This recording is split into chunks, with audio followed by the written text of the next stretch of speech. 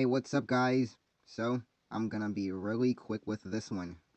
Now, for years, video games to cinema have never transitioned well. The essence of the problem is that video game companies treat films like merchandise. They make all kinds of money on the film rights alone, and lose nothing if the movie is a failure. There's no risk to them, so there's no incentive to make them good. This is coupled with film companies that want to strike while the iron is hot, and they don't give these movies the development time they need. It also doesn't help that too many Hollywood executives hold on to the old-fashioned view that video game fans are nothing but a bunch of kids, and don't see anything worth taking seriously in the source material. The live-action Street Fighter movie with one of my favorite actors in Jean-Claude Van Damme was no exception. The movie does the video game on which it is based no justice whatsoever. If you want to see a good video game to live-action film, I suggest you watch the 1995 Mortal Kombat movie.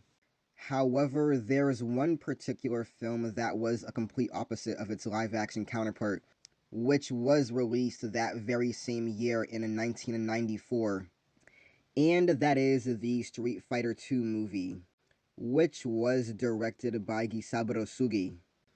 Now, there is no denying that this movie had everything a video game to movie transfer needs. It remains faithful to the game, and it has plenty of action to boot without going over the top. Now, being a huge fan of the Street Fighter series, I was aware of this film as a kid, but I avoided it assuming it would be as bad as the live-action counterpart. I finally was able to watch this film around the 20th anniversary of Street Fighter, which was around 2007. Now, being a fan, I went to Blockbuster back when it was still there, and I picked up a copy, of course, and finally decided to give the film a chance. And I couldn't believe I put this film off for so long. All 16 characters of the game are in the film. However, the center stage is clearly on Ryu and Ken, leaving some characters to have a little more than cameos, which is disappointing for Cammy, who is one of my favorite characters in the film, but had very little screen time. Sure, seeing her take out several guards and assassinating a political figure was cool, but I was hoping for more. The film follows Ryu, who is a traveling martial artist seeking other worthy fighters, and he does get into many fights throughout the film. And his old friend Ken is a wealthy man who trained Ryu in Japan when they were younger. However, it seems that money bores him, and is eagerly waiting for Ryu's arrival. Chun-Li and Guile fans would probably be very happy as well since they were prominent roles in the film as well. However, the heroes of the film would be nothing without the villain. Bison is recruiting powerful fighters around the world for his evil goals, and currently has his eye on Ryu and Ken. Of course, the plot isn't what the fans want to see. It was almost non-existent in the games, no sir. And there are plenty, and they all pack a punch, no pun intended. So the film begins with a fight between Ryu and Sagat, done in a very stylish and grass field. It kinda looks very low lit at first, but it's the roaring lighting that suddenly flashes and lights up the fight. And it truly has been. Now, apparently, one of the most acclaimed fights is Chun-Li versus Vega, which is absolutely brilliant.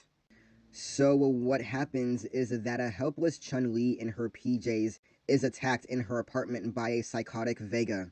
This fight is easily the bloodiest, though it never gets too extreme. And what made it even more cool was the KMFDM song playing in the background. Plus, the finale of the fight is just fantastic and very satisfying. The last 20 minutes or so of the film is just non-stop action. We have Ryu versus Ken, then Ryu, and then Ken versus Bison.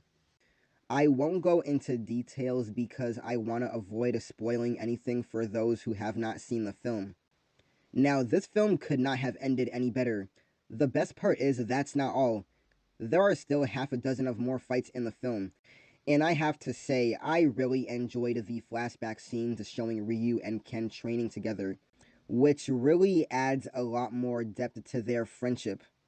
And visually, this film is a wonder to behold. The animation is detailed and is very smooth and crisp. Clearly, a lot of times it went into this. The film is also notorious for having the fight scenes professionally choreographed to give them a more realistic feel. And it shows since every movement really feels like the characters do put their entire bodies into it. There is really a sense of the movement and power behind every punch. The soundtrack for the movie also is awesome as well. When it's actually scored, the music is great, full of guitars and other instruments. I particularly liked the recurring themes around the flashbacks.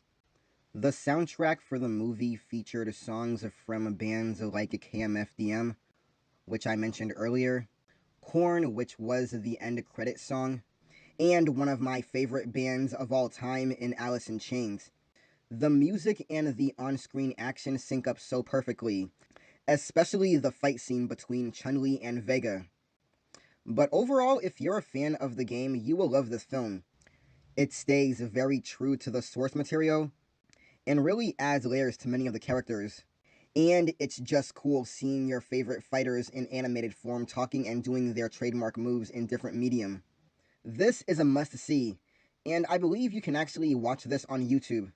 Street Fighter 2, the animated movie, gets a 9.2 out of 10.